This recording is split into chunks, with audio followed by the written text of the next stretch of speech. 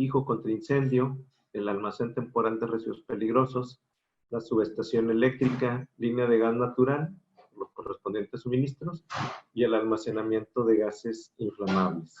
En una segunda sesión estaremos viendo el resto de los temas.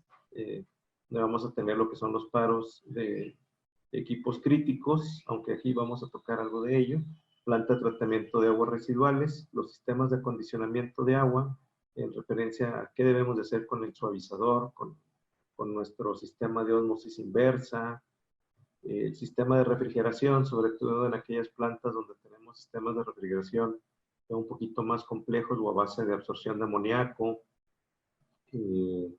departamento médico con referencia a los suministros y cuidados del material médico, si es que tenemos material ahí que puede llegar a caducar, y otros cuidados referentes a lo que se vaya a dar, y finalmente pues cerraríamos con el comedor, el almacén de secos, el cuarto frío, la máquina de hielo, las consideraciones que ahí habría que tener con ellas.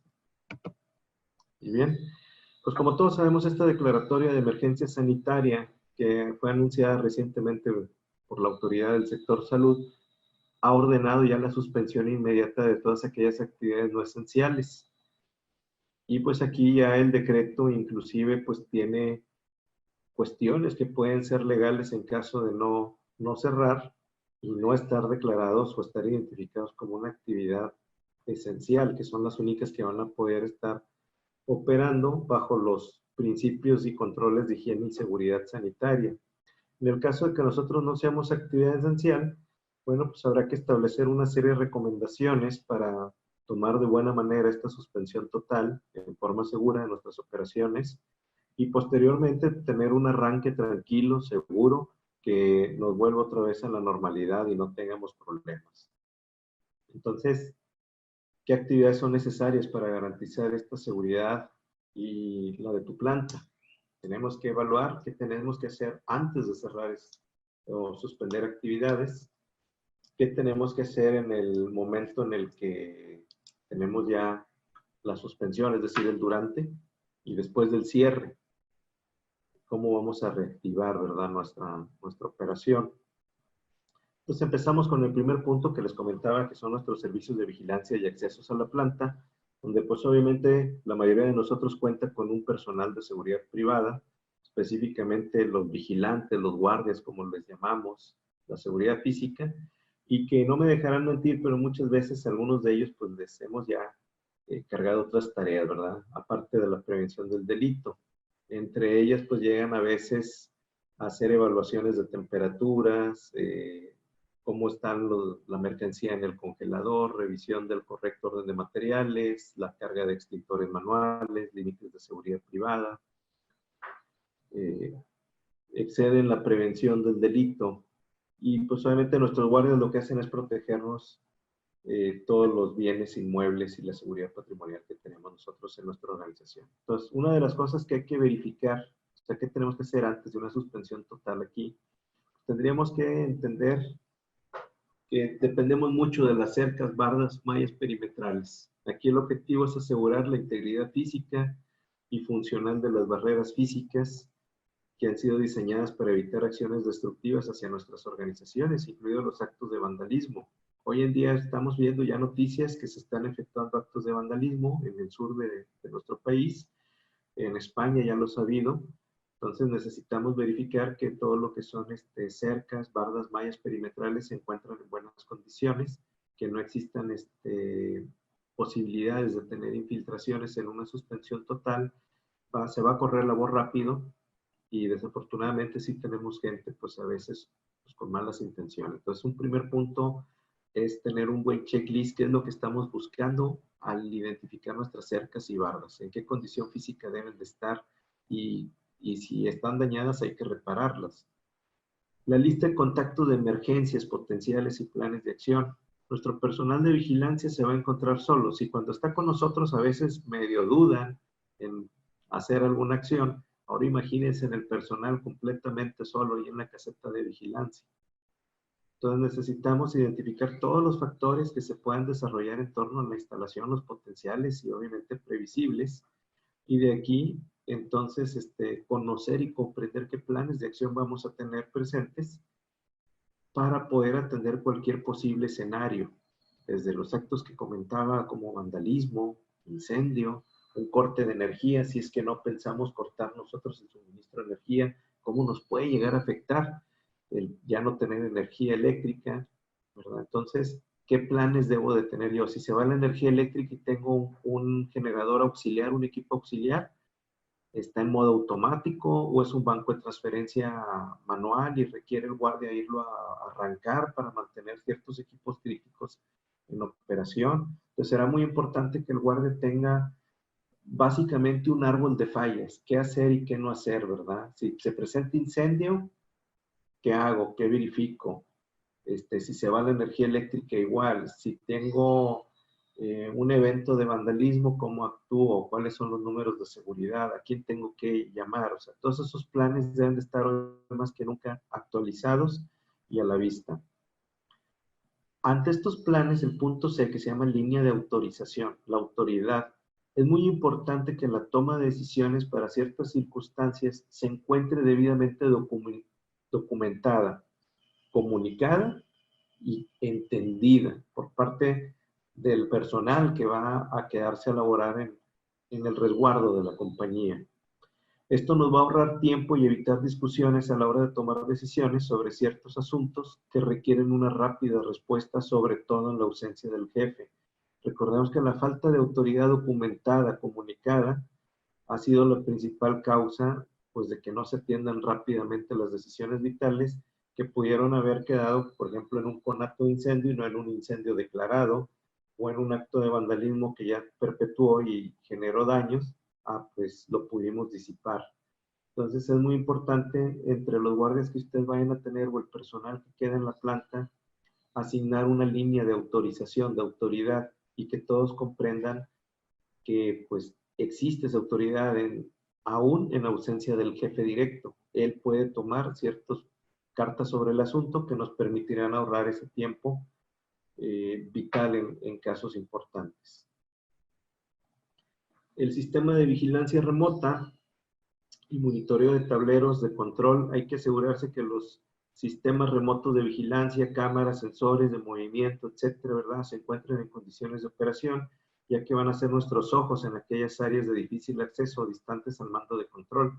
Esto incluye el conocer e interpretar también las distintas alarmas que se pueden llegar a presentar en las casetas de vigilancia. Sobre todo me refiero a la alarma del sistema contra incendios, que debe estar libre de alertas y que el guardia sepa cómo interpretarla, cada una de las alarmas, si es detección de humo, si es detección ya de fuego, si se abrió un rociador, un sprinkler, un hidrante, etcétera, ¿verdad? Aquí para esto pues debe haber lista de personal autorizado también para ingresar a las instalaciones. Seguramente ustedes tendrán pues personal que les va a llevar de comer, en algunos casos se está contratando servicios de comedores que llevarán alimentos, en otros personal que tendrá que ir a hacer algún tipo de evaluación en algún equipo crítico. Entonces, previo a la suspensión total de actividades, el guardia debe de tener muy claro quiénes son las personas que están autorizadas a entrar, desde empleados, contratistas y autoridades. También recordemos que podemos ser sujetos todavía a una inspección por parte de la autoridad. La autoridad, aunque declaró suspensión, la declaró nada más y únicamente para los trámites, pero las inspecciones todavía están vigentes. Entonces, si la autoridad recibe una llamada, ellos pueden ir. Entonces, tenemos que tener también la lista de qué autoridades pues pueden recibirlos y cómo deben de atenderlos. El procedimiento de prevención y control sanitario. Si bien es cierto que habrá una suspensión de actividades, también hay que recordar que debemos de capacitar al personal de vigilancia para mantener el seguimiento de los procedimientos de prevención y control sanitario que nos pide la autoridad. Implementemos y mantengamos para asegurar la salud de nuestro personal, y en este caso también del que responde por nosotros, que serían los guardias y el personal que está al resguardo de la compañía. A veces se nos olvida esto. También tenemos que incluir, ¿verdad?, qué necesitamos hacer como procedimientos de prevención y control para nuestro personal que se queda a resguardo, nuestros guardias. O sea, qué necesitan hacer y qué procedimientos siguen si tenemos un cuadro sospechoso de COVID con uno de nuestros guardias, porque no nos podemos quedar sin ellos o el personal que esté responsable ahí en el resguardo. Durante la suspensión total de actividades habrá que verificar elementos críticos y equipos. Los sistemas de refrigeración, como comentaba, eh, los sistemas contra incendio, la conservación de materiales que requieren cierta humedad o refrigeración, fuentes de poder auxiliar, pueden requerir en un momento la verificación o la manipulación por parte del personal que se queda a resguardo. Entonces, hay que quedar atentos a un checklist de cuáles son esos equipos y asegurar que el personal de vigilancia entiende, interpreta y sabe reportar oportunamente cualquier dato con ellos. Un punto de acceso único sería muy importante. La mayoría de nosotros tenemos plantas con varios accesos para la materia prima, productos, visitas, etcétera. Bajo una condición de suspensión total, es muy recomendable desde el punto de las aseguradoras mantener un solo acceso y entrada. O sea, que el acceso sea entrada y salida para facilitar la logística y el ingreso del personal que vamos a tener previamente en nuestro listado. Y obviamente la recepción de paquetería. Algunos me dicen, bueno, ¿y eso qué? Pues siempre vamos a recibir paquetería. Recordemos que estamos en una situación crítica y hay que definir qué se puede recibir y qué no se debe de recibir. O sea, cualquier paquete que no venga de una compañía legítima de paquetería, no lo deberíamos de recibir porque no sabemos que estamos ingresando a la compañía o si es con fines de producir algún tipo de tóxico para dejar el punto de mando descubierto y que puedan hacer ingreso y tomar acciones ya de vandalismo sobre nuestra organización. Entonces hay que definir muy bien qué tipo de paquetería es la que podemos recibir y cuál no debemos de recibir por ninguna circunstancia, ¿verdad? Y obviamente el reporte de esto.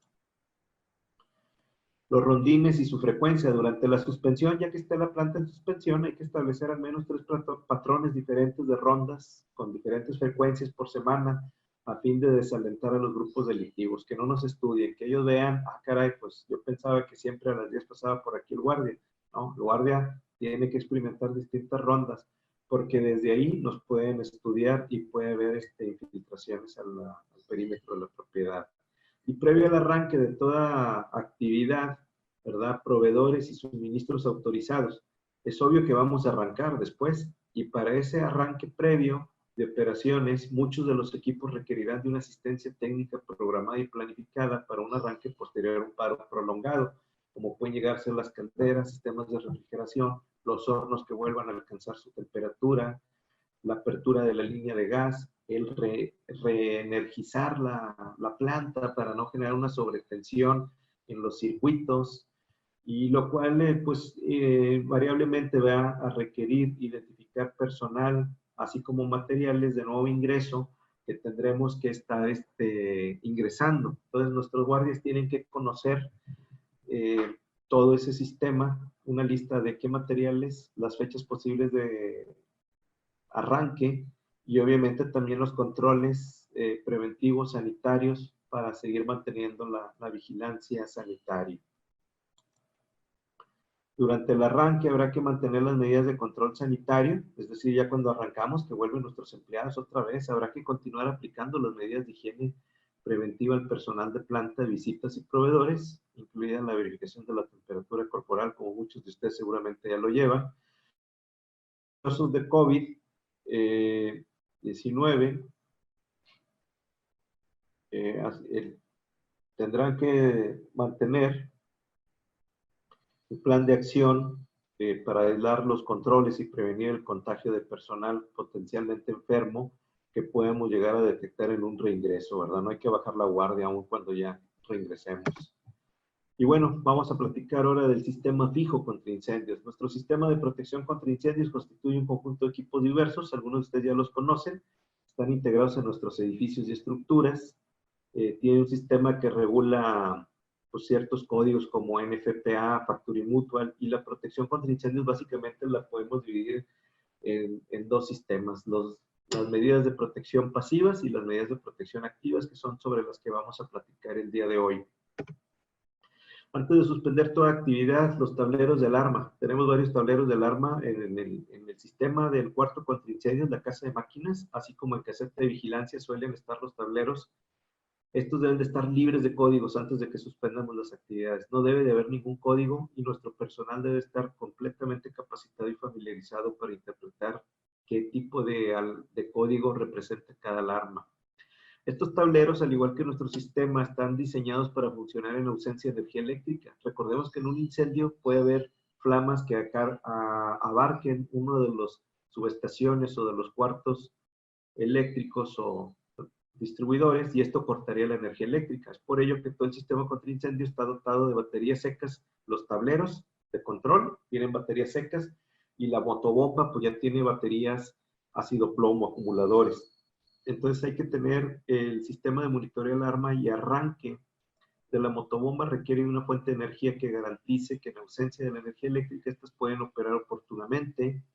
Entonces, ¿qué hay que asegurar? Que las terminales estén libres de óxido, corrosión, que no estén sulfatadas, voltaje nominal presente en la batería que esté acá, no nada más ver que está la batería ahí, sino ir con un equipo de medición, un multímetro, y verificar que el voltaje nominal sí está el centro de carga haciendo su función. Nivel y calidad de electrolito, muy importante en las baterías ácido plomo. Estas baterías sí requieren mantenimiento, hay que verificar que el electrolito cumpla con la densidad y las especificaciones, porque en un arranque, pues, dependemos de ellas. Las baterías secas deben de estar libres de deformación o sulfatación en las terminales. Debemos de tener un inventario de las baterías para poder saber el tipo de voltaje y fecha de inicio de operación para tener buenos programas de mantenimiento, verificar el sistema de recarga, que esté cargando efectivamente los acumuladores y conjuntos de baterías. Aunado a esto, tenemos también que verificar nuestro tanque de almacenamiento de agua, el principal, como el que tengo ahí en la presentación a mano derecha, en la esquina superior. Pues al menos debemos verificar que ese tanque sí esté lleno al 100% de su capacidad, que las válvulas de descarga del sistema contra incendio estén en posición normalmente abiertas, que no vaya a estar clausurada, y si está provisto de espuma, que la línea de succión o aspiración de la espuma esté también normalmente abierta. Sistema de refrigeración del motor diésel. Las motobombas de combustión interna, ya sea a gasolina o a diésel, requieren o están provistas de un sistema de refrigeración, el cual habrá que verificar el nivel y calidad de refrigerante que está en el intercambiador. Que el tapón del radiador funcione, que esté en buen estado. Ese tapón, cuando ya está flojo, el agua empieza a hervir y ya no nos sirve para enfriar el sistema, y entonces vamos a terminar pues desvielando el motor. El funcionamiento de la válvula solenoide. Nuestras máquinas diésel arrancan en un santiamén. Entonces tienen una chaqueta térmica por ahí que las mantiene a temperatura caliente para que el motor nunca arranque en frío y se dañe. Hay que verificar que la válvula solenoide que está eliminando el flujo de agua pueda abrir cuando arranque el motor. Muchas veces esa válvula solenoide se pega por la incrustación del agua, y por eso nuestro sistema tiene un sistema de bypass con unas válvulas manuales. Si llegase a haber un arranque, tendría que estar un guardia ahí y conocer y verificar si hay presión. Si no hay presión, habrá que abrir inmediatamente las válvulas del bypass gradualmente para que no vaya a haber un choque térmico ahí, pero nuestro motor se pueda enfriar. El sistema de arranque de la motobomba, cuando hablamos de combustibles o las eléctricas, el motor a combustión o tanque de combustión por arriba debe estar siempre a 3/4 de diésel a lleno. La válvula de alimentación del combustible debe estar en posición normalmente abierta. La chaqueta térmica que les comentaba para los motores de combustión interna debe de estar siempre con su fuente de poder activa. El motor se debe de sentir la carcasa caliente, el monoblock, al grado que pueda arrancar sin problemas. El nivel de aceite en el motor es muy importante checarlo, que esté dentro del rango de operación. Hay que seleccionar, hay que ver que el selector de arranque esté en modo automático, no vaya a estar en modo manual o en apagada. La línea piloto está en el rango del monitoreo de arranque, que esa es la presión de operación de nuestro equipo, que al menos debería estar arriba de 150 libras por pulgada cuadrada, y que a partir de aquí, cuando tiene caídas, esa línea piloto es la que manda la señal para el arranque en bomba y también el arranque de las bombas jockey para mantener la presión de operación. Probar en modo manual el arranque tanto primario como secundario. Si no llegase a funcionar en modo automático, nuestro sistema contra incendios tiene 2 bobinas, una primaria y una secundaria, para un arranque manual todavía. La motobomba eléctrica, pues habrá que verificar la corriente la caída de arranque ahí, también en la presión. La corrección de arranque de falsos provocada por una operación deficiente en la bomba jockey, si es que tenemos ahí muchas bajas o picos, así como las válvulas de alivio en los risers. Las válvulas de alivio en los risers, nuestro sistema tiene una bomba jockey que está mandando presión y luego hay unas válvulas check en las riser que mantienen presurizado el sistema de diluvio o de hidrantes. Esa válvula de alivio da pequeños chisguetes o salidas. Las válvulas de alivio gotean normalmente cuando llegan a 175 libras por pulgada cuadrada, según el estándar y los criterios que hay aquí de NFPA y Factory Mutual. Una presión superior a 175 libras no va a reventar nuestras líneas, pero sí va a forzar y fatigar los O-rings del sistema y vamos a tener fugas o muy posiblemente también un rociador disparado. Entonces es importante ver que las válvulas de alivio de los risers estén goteando normal. Pues cuando digo goteo es un goteo normal, sobre todo cuando hay temperaturas altas. En la noche no deberían de gotear tanto y hay que tener presente eso. Bueno, nuestro almacén temporal de residuos peligrosos. La prevención de riesgos sobre el medio ambiente contempla pues, los efectos y consecuencias de un mal manejo del residuo peligroso, que ya sabemos que pues, nos puede llevar a un impacto al medio ambiente, contaminar las aguas del manto freático, tener intoxicaciones, incendios, explosiones que rebasen pues, la propiedad y tengan daños materiales y humanos.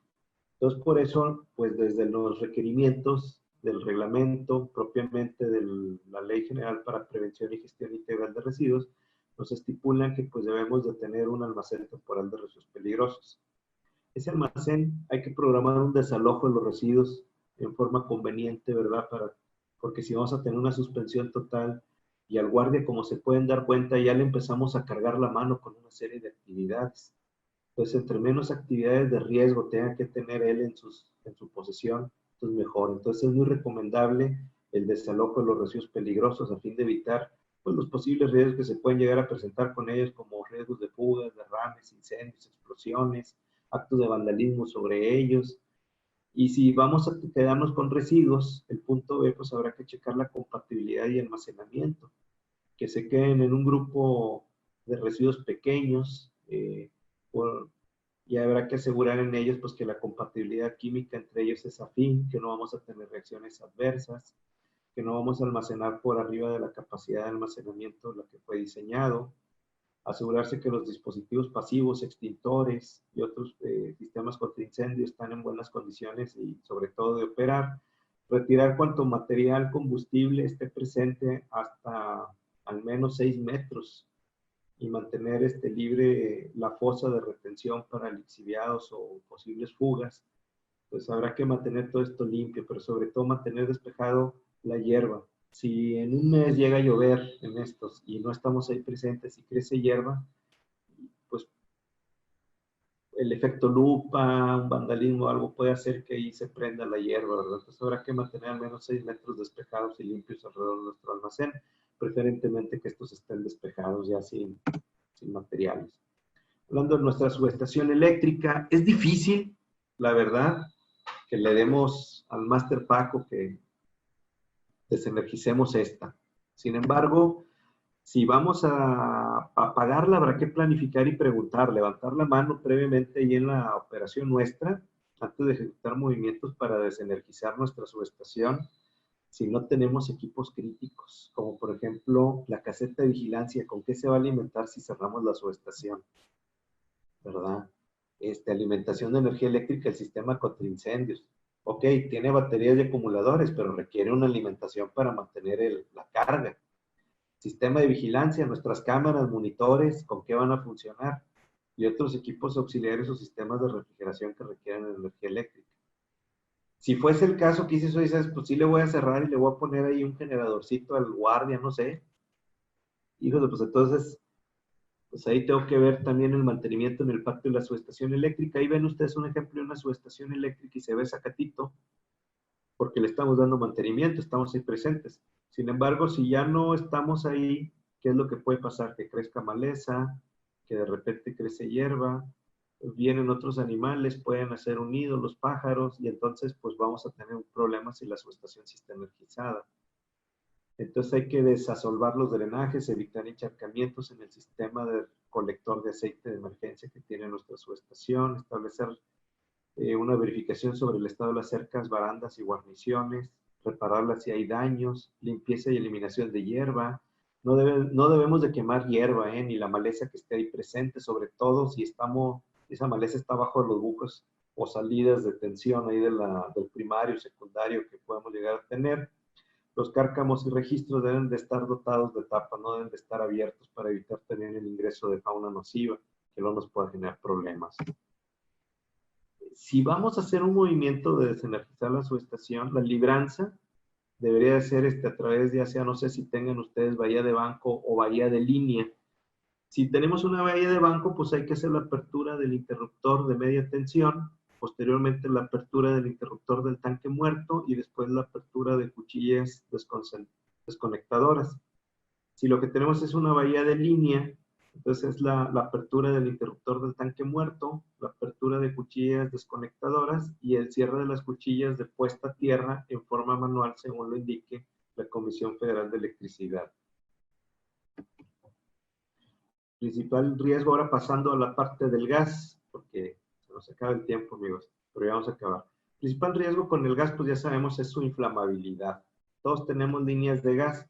Esta línea de gas, nada más hay que ver si no tenemos equipos críticos, que lo hemos ido platicando previo a la suspensión total de actividades, evaluar si no tenemos equipos críticos que requieren mantener activos el suministro de gas, como son los hornos, sistemas de calentamiento, y de ser así establecer un plan de control, vigilancia y establecer las medidas necesarias de control sanitario para el personal encargado de efectuar esa vigilancia, así como el correcto funcionamiento de los equipos que requieran gas. Si vamos a hacer el corte del suministro, si es factible el corte, hay que verificar que el cierre de la línea general del suministro de gas de acuerdo al manual de operaciones y mantenimiento de seguridad que deberíamos de tener. O sea, el cual nos va a decir cómo hacer el corte. Ese es un manual que la norma pues nos pide desarrollemos. Hay que verificar que todos los aprovechamientos de gas han sido cerrados y la puesta en servicio, ya cuando regresemos, que tenemos que volver a activar el gas, habrá que monitorear con un instrumento para detección de fugas o a través de jabón todas las conexiones entre los equipos de consumo existentes y la instalación de aprovechamiento. Aquí iba a anexar el otro punto, se me brincó. El otro es el 2, monitorear para detección de fugas, ¿verdad? Que les decía, la conexión, el monitoreo, perdón, para detección de fugas en la conexión del medidor con la propia instalación de su propiedad. El aprovechamiento, es decir, es responsabilidad del distribuidor, recuérdenlo. Toda vez que el medidor es parte del sistema de distribución de acuerdo a la norma oficial mexicana 002, SECRE 2010, esa sí le tocaría a tu proveedor de gas verificar ahí la hermeticidad. Y bueno, ya en el almacén de gases, la implementación de las medidas de seguridad en el almacenamiento de gases, porque todos tenemos por ahí a veces, sobre todo oxígeno y acetileno. El propósito es reducir, neutralizar y controlar los posibles riesgos de incendio o explosión por un mal manejo, desatención o la propia gente que puede llegar a infiltrarse, ¿verdad? Y generar un acto de vandalismo. Aquí, pues básicamente, lo que queremos es buscar que antes de que pueda haber una suspensión, identifiquemos el gas, los oxidantes como el oxígeno u otros gases así de esta naturaleza, los tengamos separados de los gases combustibles, no se deben de almacenar en forma conjunta, ¿verdad? El almacenaje de los cilindros de gas comprimido, acuérdense que el gas comprimido está a 6,000 libras por pulgada cuadrada, entonces aquí es importante mantenerlos fijos a las paredes. El área debe estar seca, fresca, libre, bien ventilada. Preferentemente debe de haber equipos contra incendios ahí, sobre todo si tenemos gases inflamables. El área de almacenaje de cilindros de oxígeno debe estar separado de las áreas de almacenaje de gases inflamables o de materiales combustibles por lo menos 6 metros. Y más, hay que hacer caso a esta regla ahora si es que vamos a tener una suspensión de actividades. El acetileno tiene ciertos cuidados. Me voy a enfocar ya en para finalizar la plática. Los acumuladores o cilindros de acetileno no se deben de usar nunca agua hirviendo o vapor para aflojar la válvula del acumulador, ni para limpiarlo. Acordémonos que estos están provistos de un fusible y ese fusible se funde aproximadamente a los 100 grados centígrados, que es el punto de ebullición del agua.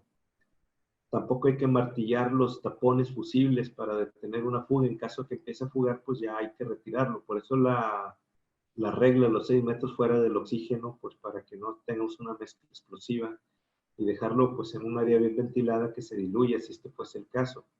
Siempre que abran las válvulas hay que hacerlo lentamente.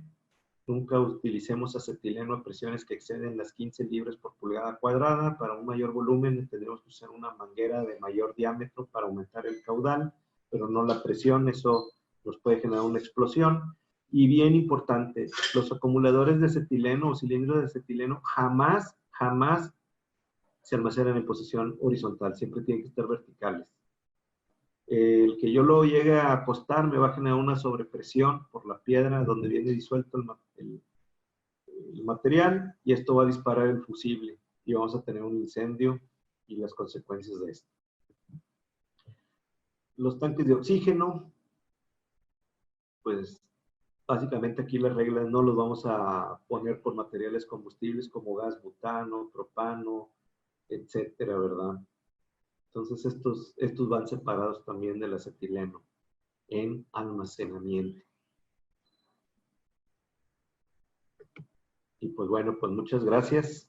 Si ustedes requieren la presentación que acabo de presentar, pues con toda confianza nos lo hacen saber.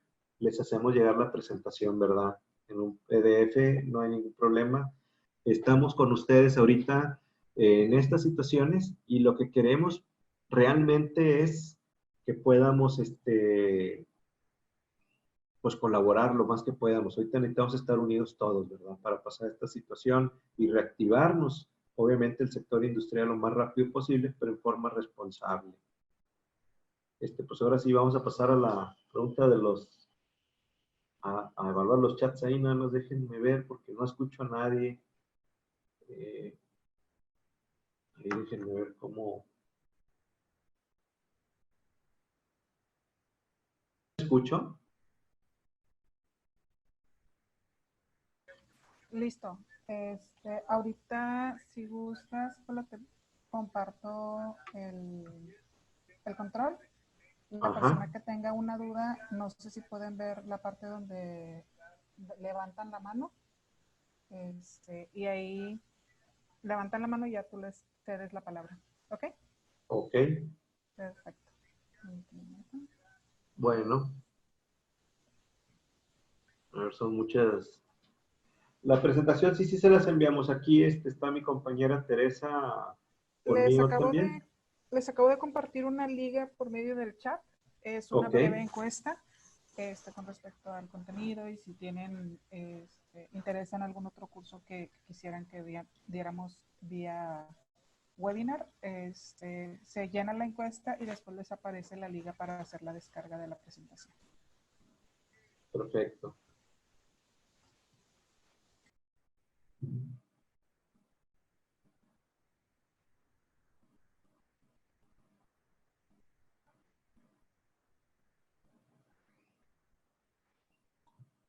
Pues tenemos prácticamente, compañeros, están de aquí a las 12 para preguntas sobre el tema, ¿verdad? Por ahí me han estado pidiendo algunos compañeros lo que es la parte más profunda de lo que son los sistemas contra incendio, la bomba Yoki, lo que son las válvulas, los risers, válvulas de alivio, tipos de rociadores y SFAR. Estoy preparando ya una presentación de un material que pues básicamente va a ser referente a todo lo que tenemos que cuidar y comprender cómo funciona ¿verdad? Y los cuidados.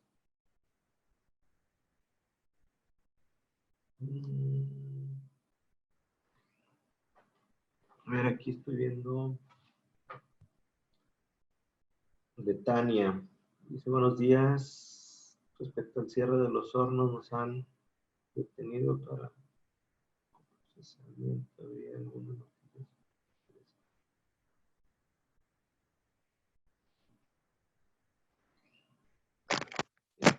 Confinamiento.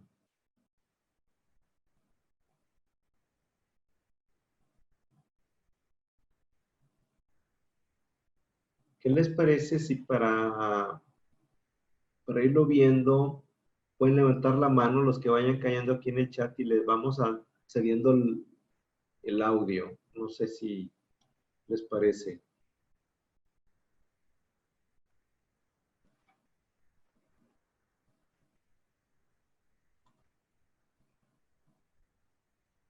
A ver, ¿quieren?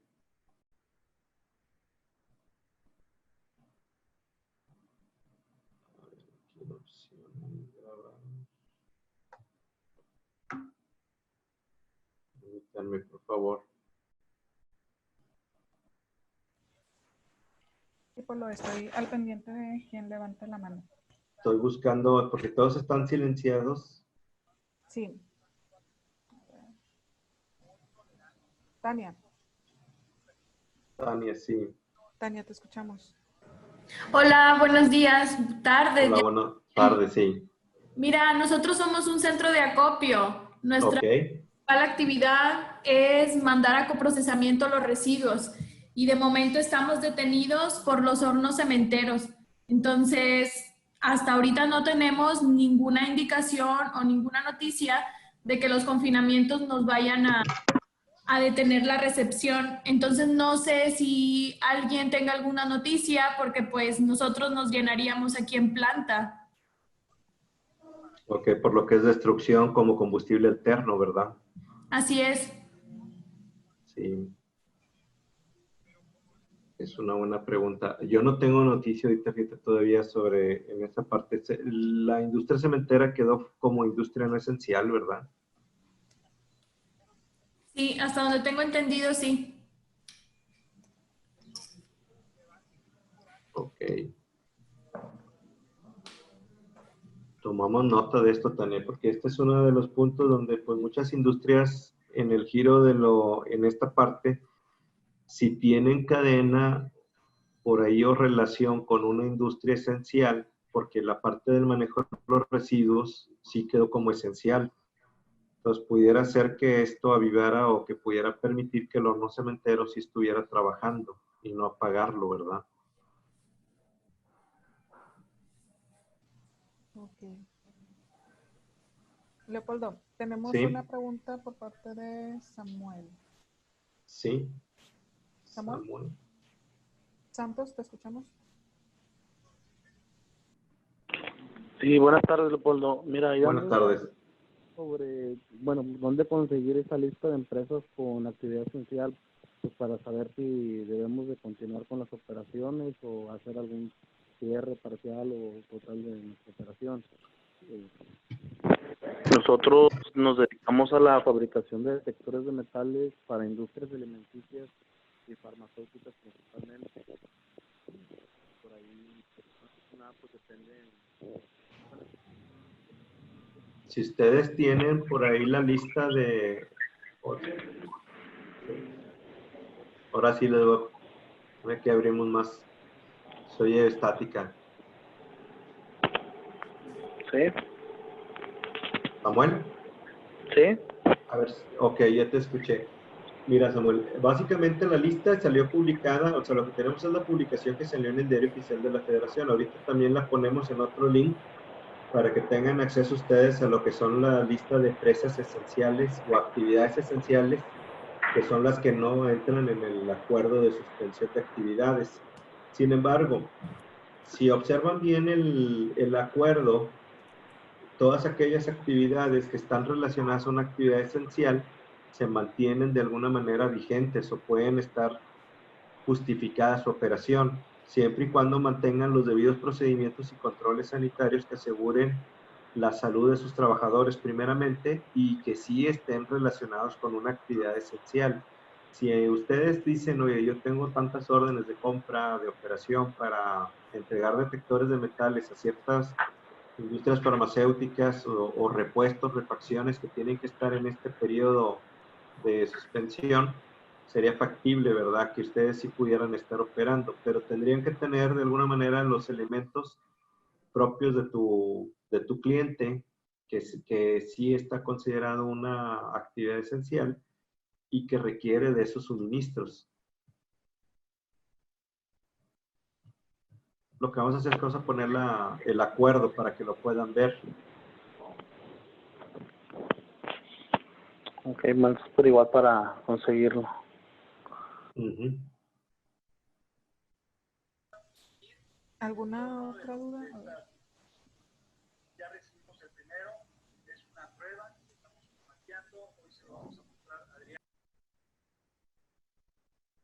Sí, mira, por ejemplo, aquí hay una pregunta de Monte que dice, buenas tardes, dice, si decide mantener en funcionamiento ciertas actividades no esenciales, ¿habrá alguna multa aplicable? La respuesta es sí, sí, sí va a haber multa.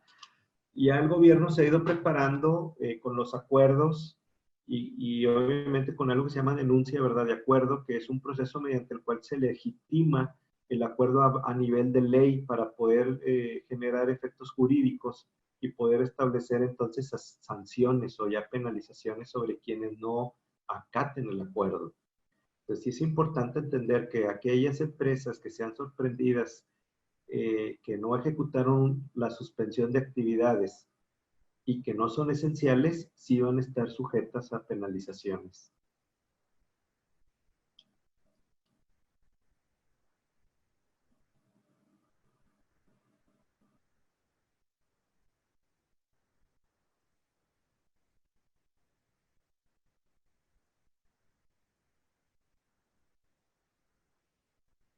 No sé si hay otra pregunta aquí en el chat para responder. Todavía nos quedan prácticamente 15 minutos, unos 10 minutos.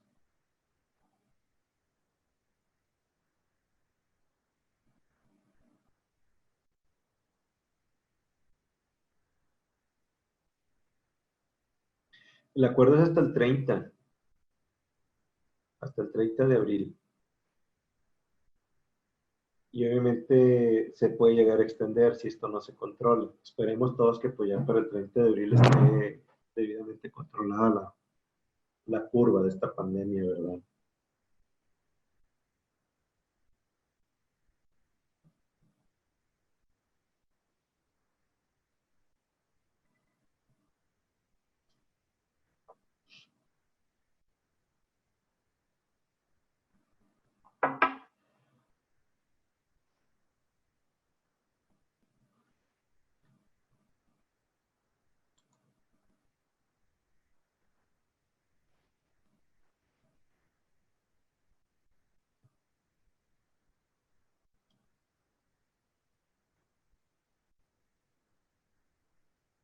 Uh-huh.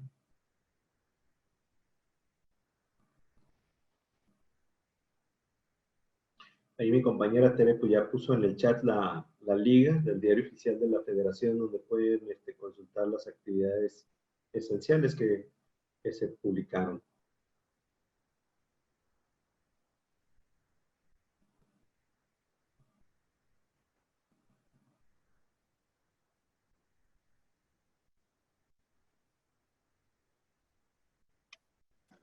¿Qué tal? Buenas tardes. Sí. ¿Me escuchan? ¿Sí? Oye, ahorita que comentabas que, por ejemplo, si tuviera yo órdenes de compra de un cliente que es esencial, digamos que de ahí yo puedo justificar mi producción. En determinado caso, que viniera la autoridad a auditar la empresa, ¿cómo me puedo respaldar yo ante esa persona, güey?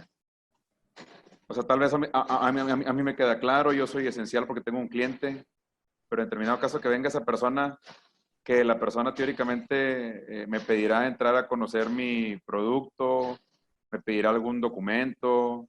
¿Cómo puedo justificarle yo a esa persona que sí soy esencial?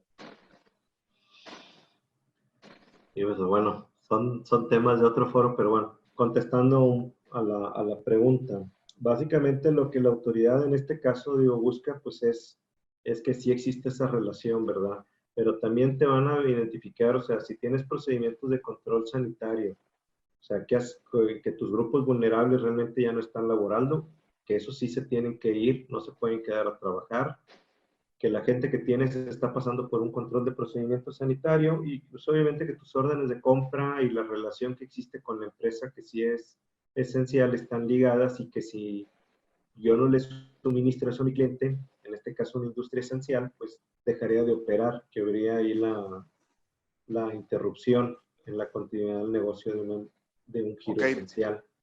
Pero entonces aquí también la recomendación es que independientemente de la cantidad de gente que esté trabajando porque soy esencial, al menos los grupos vulnerables y que yo justifique qué controles estoy tomando, los debo de tener al 100%. Los debes de tener al 100% y tener evidencias y registros de que pues efectivamente ya no tienes gente vulnerable trabajando y que tienes un mecanismo de cerco sanitario que puede detectar cuadros sospechosos y cómo actuar en caso de que se detecte un cuadro sospechoso, ya sea antes de ingresar o durante el ingreso en la operación, que puede alguien llegar a sentir un síntoma de repente, ¿verdad? Ok, perfecto. Gracias, Leopoldo. Sí, de nada. ¿Por qué me preguntan las precauciones más importantes con el área de vigilancia? Yo creo que el área de vigilancia, la más importante con nuestros guardias, es que ellos tengan claro cuáles son las decisiones que ellos pueden tomar por sí. Pero esas decisiones deben de estar documentadas, o sea, que no venga la imaginación del guardia, que el guardia pueda tener un árbol de lógico, un árbol de fallas, un diagrama, ¿verdad? Así de que si tengo un incendio, ¿qué es lo que puedo hacer y qué no puedo hacer, ¿verdad? O sea, que tengan la lista de contactos, de los números telefónicos, donde los van a contactar ustedes inmediatamente. Pero obviamente si los van a molestar, que sea por algo que viene ahí documentado. Yo creo que la caseta de vigilancia es el punto de prioridad. Entonces, ¿cuáles son los efectos que pudiéramos llegar a tener ahorita? Por ejemplo, bien presente, desde ahorita, si tengo un acto de vandalismo, ¿cuál es la unidad, si es municipal o es estatal a la que tengo que reportarme? Ya empezar a hacer pruebas o tener tu supervisor de vigilancia que ya te diga, ¿sabes qué? Si hay actos de vandalismo, ya platicamos con el coordinador local, ya sea de seguridad municipal o estatal. Acordémonos que aquí, dependiendo del lugar donde estamos, es si la seguridad ya pública es estatal o municipal. Entonces, nuestro coordinador de seguridad en la planta ya debería de tener un contacto con esa persona, mínimo saber cuál es el tiempo mínimo de respuesta en casos de vandalismo. Se me deja venir una oleada de 20 personas, pues ¿qué hace el guardia, verdad? Ahí con 20 personas que quieran ingresar a la planta, sobre todo plantas de tecnología donde hay metales o de repente no sabes la imaginación de la gente, ¿verdad? Malintencionada. Entonces, entre lo principal es lista de contactos actualizada, tanto de autoridades como de ustedes, de los contactos a los que se les tiene que hablar. El plan de acción, qué debe de hacer sin que les pregunten a ustedes, sin que les hablen. O sea, en lo que ya te buscó en el teléfono, ya te habló, si le contestaste o no le contestaste, la planta ya se prendió. Entonces, ¿qué tiene que hacer? ¿Verdad? ¿Qué debe de hacer en esos casos? O sea, así sencillito. Tareas que tú sabes que puede hacer, si desde ahorita se las explicamos y las planificamos en forma correcta y gráfica.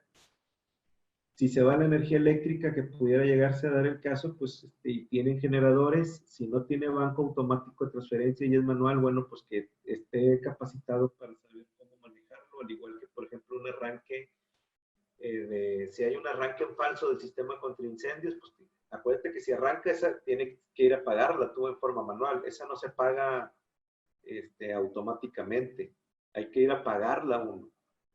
Y el arranque de un generador eléctrico auxiliar, si no tenemos banco de transferencia automático, es igual. Yo tengo que irlo a hacer el transfer manual, arrancarlo y estar pendiente de cuándo regrese el suministro de energía para volver a desactivar y hacer la transferencia. Entonces yo creo que lo más importante en caseta de vigilancia es tus contactos y planes de acción rápido de qué debe de hacer el guardia, sin llegarlo a saturar tanto y que pueda interpretar las alarmas, eso sí, del tablero que puede llegar a tener ahí. ¿Qué significa? Esos sí son puntos vitales, ¿verdad? Si no van a estar, sobre todo porque se supone que tenemos esta suspensión para que ustedes también pues no estén en la calle, para evitar la pandemia hasta lo que sea lo máximo.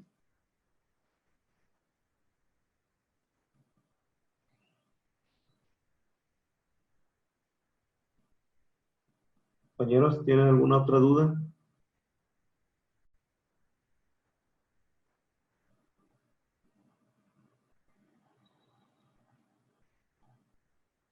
Bueno, pues a nombre de todos mis compañeros que hacen posible esta transmisión del equipo del Instituto para la Protección Ambiental de Nuevo León, los compañeros de CAINTRE, ¿verdad? Y sobre todo ustedes también por este espacio, esta confianza que nos dan en estos momentos. Sientan la confianza de contactarnos, ya sea por nuestras redes sociales, estaremos ahí presentes, ¿verdad? Más en estos tiempos. La próxima semana es periodo de Pascua, perdón, ya me adelanté, es Semana Santa y luego viene la Pascua. Pascua estaremos otra vez activos aquí con ustedes. Sin embargo, pues estamos al pendiente ahí en las redes. Nuevamente, a nombre de mis compañeros y un servidor, les doy las gracias por haber estado en esta transmisión y esperemos ir perfeccionándonos todos y cada uno en ello, ¿verdad? Muchas gracias a todos y que tengan excelente día.